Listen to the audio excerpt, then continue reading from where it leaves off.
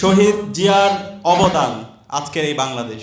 শহীদ জিয়া বাংলাদেশকে দেখিয়েছে কিভাবে গণমানুষের জন্য কাজ করতে হয়, কিভাবে সবাইকে নিয়ে কাজ করতে হয়, দেশের স্বাধীনতা, সার্বভৌমত্ব, অখণ্ডতার জন্য কিভাবে কাজ করতে হয়, কিভাবে বহুদলীয় গণতন্ত্র প্রতিষ্ঠা করতে হয়।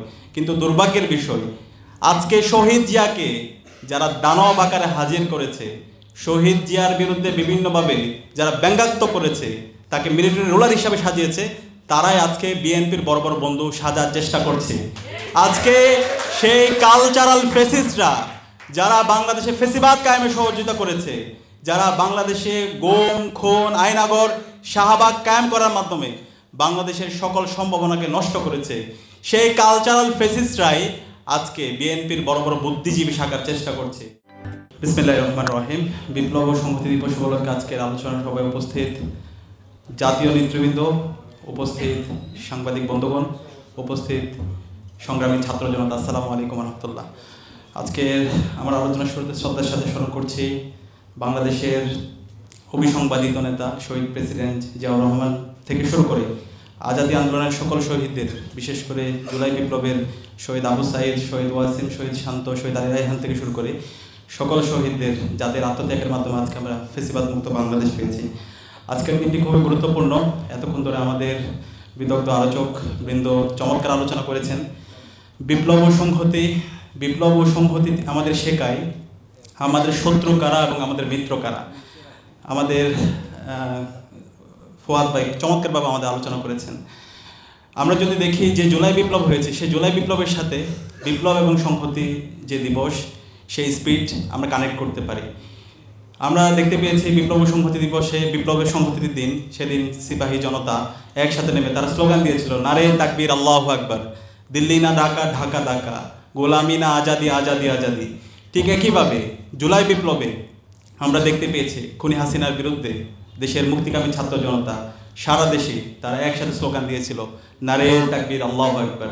তারা স্লোগান দিয়েছিল, দিল্লি না ঢাকা, গোলামি না আজাদি, আজাদি আজাদি। তারা ভারতীয় আধিপত্যবাদের বিরুদ্ধে, আগ্রাসনের বিরুদ্ধে তারা কথা বলেছিল।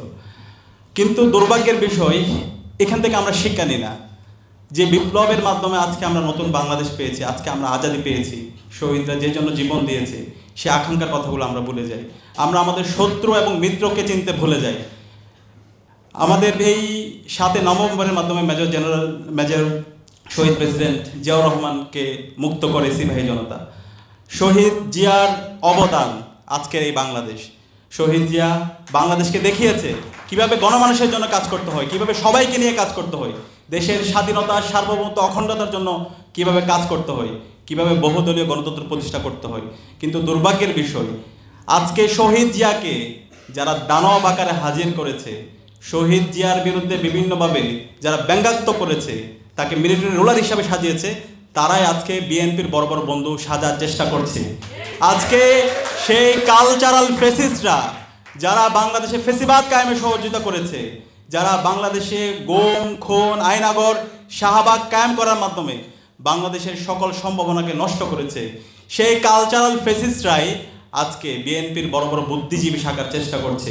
আমাদের এই জায়গায় অবস্থান পরিষ্কার, এই কালচারাল ফেসিস্টদের বিরুদ্ধে আমাদের সবার অবস্থান পরিষ্কার করতে হবে। সেটা জামাত হোক, সেটা বিএনপি হোক, সেটা এনসিপি হোক, বাংলাদেশের যত রাজনৈতিক দল হোক, কালচারাল ফেসিবাদের বিরুদ্ধে আমাদের লড়াই সংগ্রাম জারি রাখতে হবে।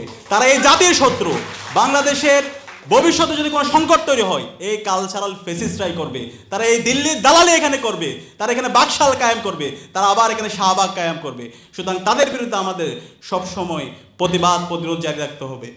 মেজর জিয়া রহমানের অবদান আমরা জানি। বাংলাদেশের পার্বত্য চট্টগ্রামে আজকের যে অখণ্ডতা, আজকে যে আমাদের দেশের স্বাধীনতার সার্বভৌমত্ব উচ্চ অবস্থায় আছে, মেজর প্রেসিডেন্ট জিয়াউর রহমানের গুরুত্বপূর্ণ অবদান। তিনি শুধুমাত্র পাহাড়ের জন্য কাজ করেন না, সমতলের জন্য কাজ করেছেন।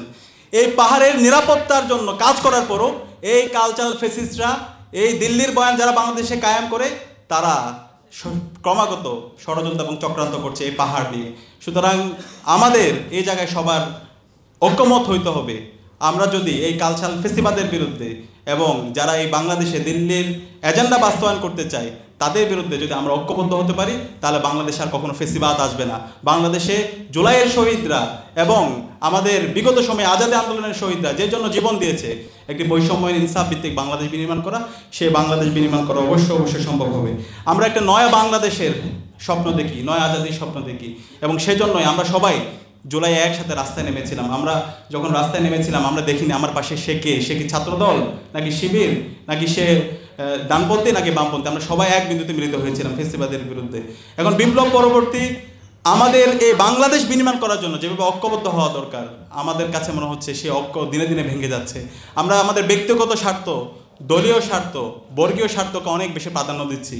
54 বছর পরে আমাদের যে ঐতিহাসিক সুযোগে আসছে, এই সুযোগকে যেন আমরা হেলায় দোলায় আমাদের ব্যক্তিগত স্বার্থ, দলীয় স্বার্থ, এর কারণে আমরা যেন নষ্ট না করি। আমরা যদি এই সুযোগকে নষ্ট করি, আমরা যদি ফেসিবাদের উপাদানগুলোকে আবার রেখে দিই, আমাদের এই রাষ্ট্র প্রকল্পকে, রাষ্ট্র কাঠামোকে সংস্কার না করি, তাহলে এই জাতি আমাদেরকে আর কখনো ক্ষমা করবে না, আমাদের শহীদরা আমাদেরকে ক্ষমা করবে না।